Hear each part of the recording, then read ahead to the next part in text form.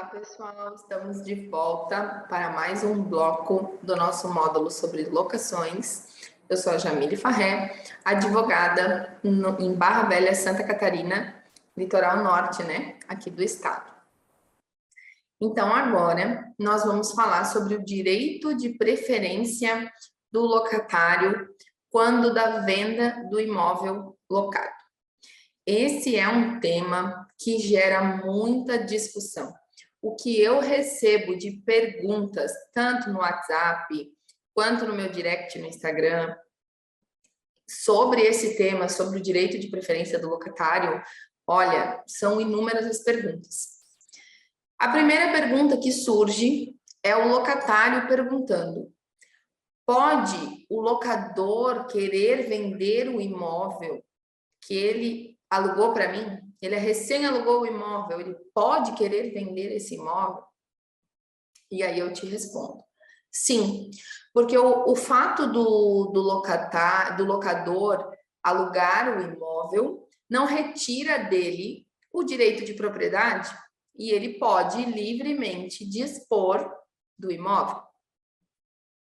E aí, por isso que a lei do inquilinato, como uma forma de proteger o inquilino, colocou, dispôs sobre o direito de preferência, uma vez que o locador, ele pode livremente vender o imóvel durante a locação. Eu já vi casos de imóvel ser feita a locação e 2, 3 meses depois o imóvel ser vendido. Mas, todavia, porém, entretanto, em que momento deve ser dado esse direito de preferência ao locatário? E aí é que surge uma dúvida também bem grande, e aí é que ocorrem muitos erros, nas imobiliárias, pelos intermediadores, pelos corretores, pelos proprietários dos imóveis que fazem as vendas diretas, que nem colocaram o imóvel à venda em imobiliárias e procedem da forma errada e que poderão eventualmente sofrer aí uma ação de indenização de perdas e danos por parte do locatário. Em que momento deve ser dado o direito de preferência ao locatário? Apenas quando já existe um pretenso comprador para aquele imóvel? Ou quando surge no proprietário do imóvel a intenção de vender aquele imóvel? Então, eu digo a vocês: o proprietário do imóvel decidiu que ele quer vender o imóvel, ele já deve notificar o locatário de que ele tem a intenção de vender o imóvel, por qual valor ele quer vender o imóvel, quais são as condições de pagamento em que ele pretende receber o valor da venda do imóvel e possibilitar ao inquilino a análise de toda a documentação ali necessária do imóvel. Dessa forma é que deve ser procedido.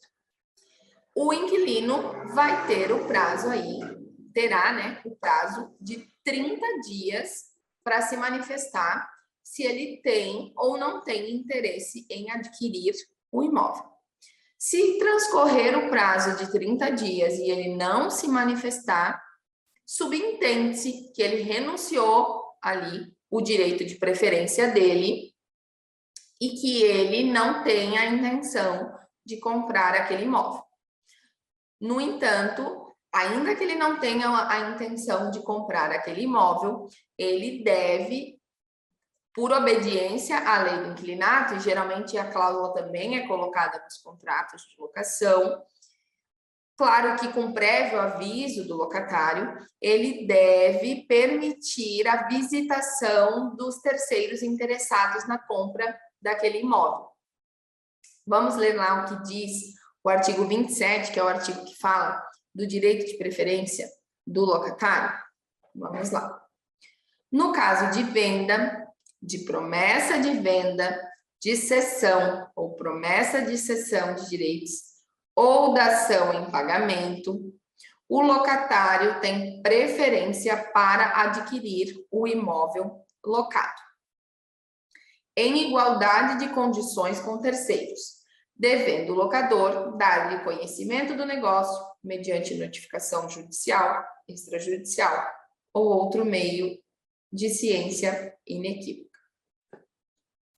Então, nós podemos verificar aqui no artigo 27 que não é só nos casos de compra e venda, mas também nos casos de cessão, de promessa de cessão, de dação em pagamento. É nos casos de transmissão onerosa do bem, né? No caso aí do bem ser transmitido, né, aos herdeiros por uma sucessão, não haverá aí um direito de preferência, até mesmo porque os herdeiros deverão sim respeitar aquela locação até o final, porque eles estão só apenas tomando o lugar ali do locador e recebendo aquele imóvel por sucessão, por imposição legal ali, por força da lei, e não há um prazo para que o locatário ali desocupe aquele imóvel, porque a locação ela não se encerra pela morte do locador, mas os herdeiros assumem a posição de locadores naquele imóvel, ou apenas um herdeiro, aquele que ficou com aquele imóvel no momento da partilha, né? Então, nós vemos aqui que o direito de preferência é nos casos previstos aqui no artigo 27. Eu falei para vocês que quando da intenção do locador em alugar o imóvel, em vender o imóvel locado, ele já deve dar ao locatário o direito de preferência. Certo, foi dado ao locatário o direito de preferência, o locatário disse que não tem a intenção, ou simplesmente ele deixou correr os 30 dias e subentende-se que ele não tem a intenção de comprar o imóvel. E aí surgiu um comprador, né? O locatário deve ser notificado novamente acerca desta proposta especificamente, do valor dessa proposta, da forma que foi proposto, se é pagamento à vista, se é pagamento a prazo, qual que é o valor de entrada, quais são todas essas condições desse negócio. A ele deve ser dado todas as informações daquele negócio, para que ele possa verificar se ele tem condições de cobrir, né? No caso não de cobrir, porque ele não precisa cobrir, ele tem que ter as mesmas condições, porque a preferência é dele. Ele não tendo, ele se manifesta, diz que não tem interesse na compra. O vendedor não fechou o negócio, o proprietário do imóvel não fechou o negócio com aquele comprador, né, com aquele pretenso comprador, recebeu uma outra proposta, com outro valor, com outra forma de pagamento, ele deve notificar o comprador novamente, o locatário, desculpa, novamente. Se o locatário já manifestou que não tem interesse, sim. A cada nova proposta, o locador deve notificar novamente o locatário, sendo dado novamente o prazo de 30 dias para essa manifestação, e transcorrendo o prazo, subentende-se que o locatário não tem a intenção na compra do imóvel. Se não for dado ao locatário a igualdade de condições, o locatário pode comprovar depois que ele foi preterido no direito dele, que ele sofreu prejuízo e o proprietário do imóvel ter o dever de indenizar. Vou mostrar para vocês aqui um julgado nesse sentido, de que foi concedido o direito de preferência, no entanto, não em igualdade de condições. Vamos ver aqui.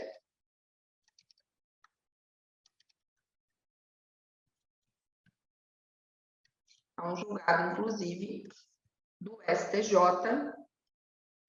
que diz assim: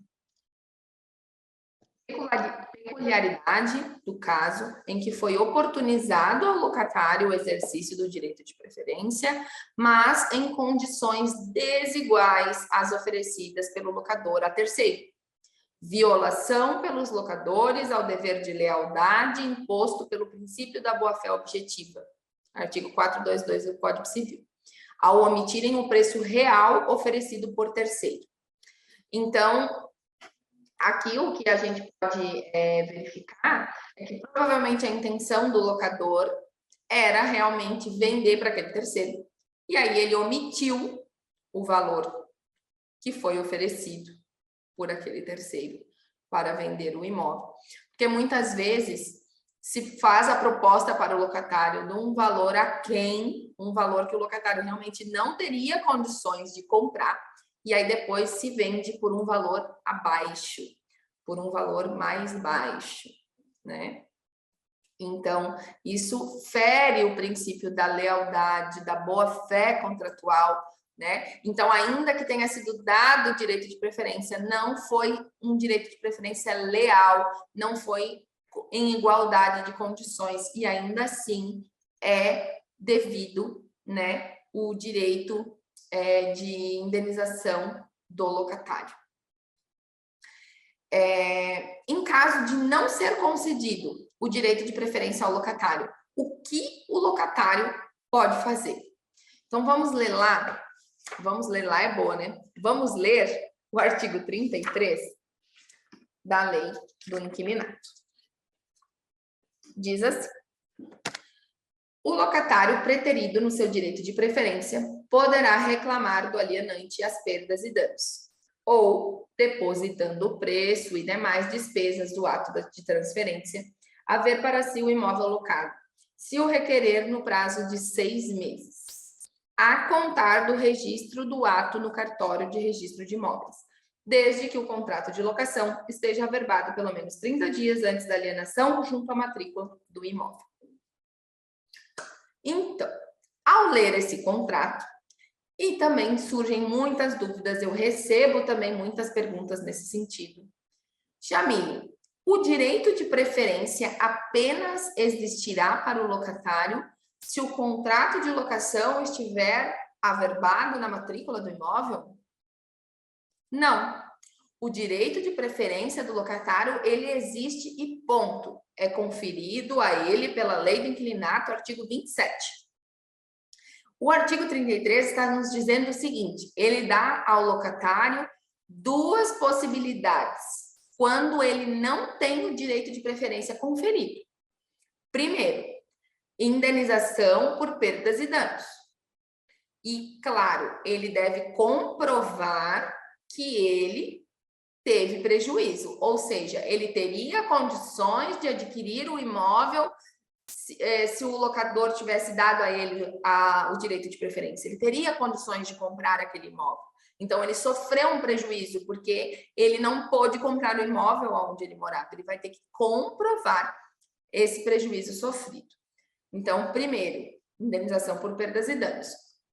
Segundo, o direito de adjudicar o bem, ou seja, anular aquela venda que foi feita sem o seu direito de preferência. No entanto, o direito de adjudicar o imóvel, ele requer 3 requisitos importantes. O primeiro requisito: o contrato tem que estar averbado na matrícula do imóvel.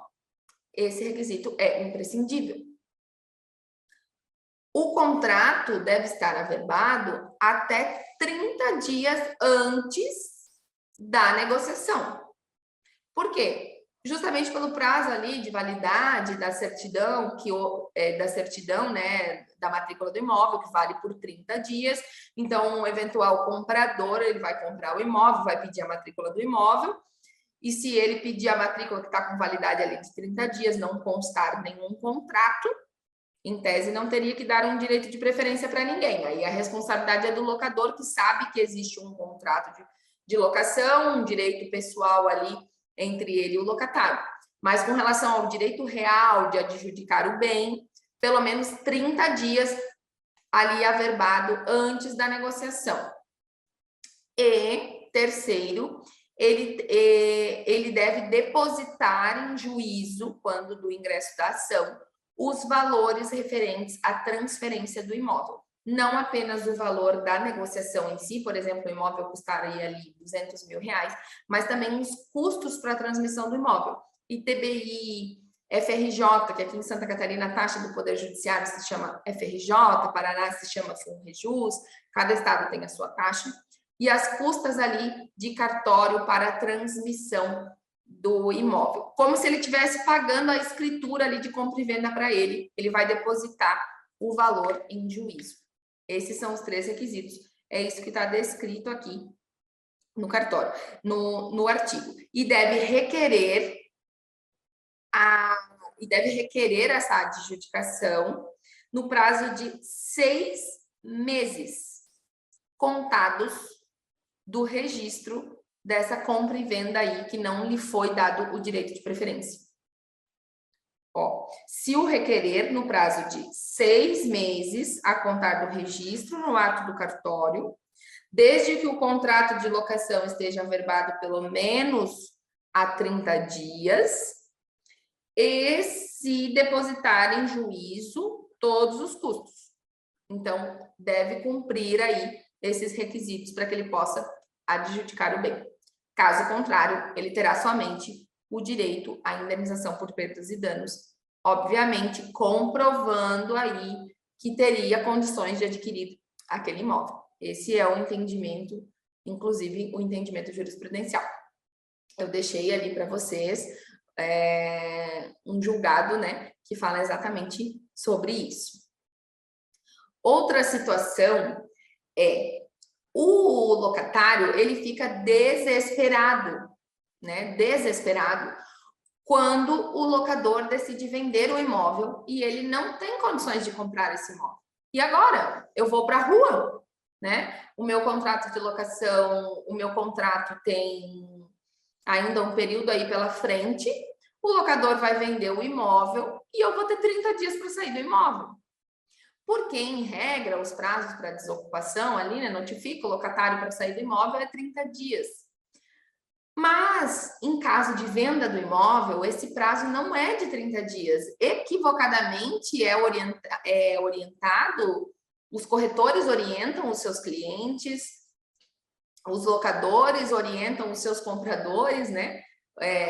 No caso, o proprietário do imóvel informa, né, o seu comprador ali, não, depois notifica o locatário para ele desocupar em 30 dias.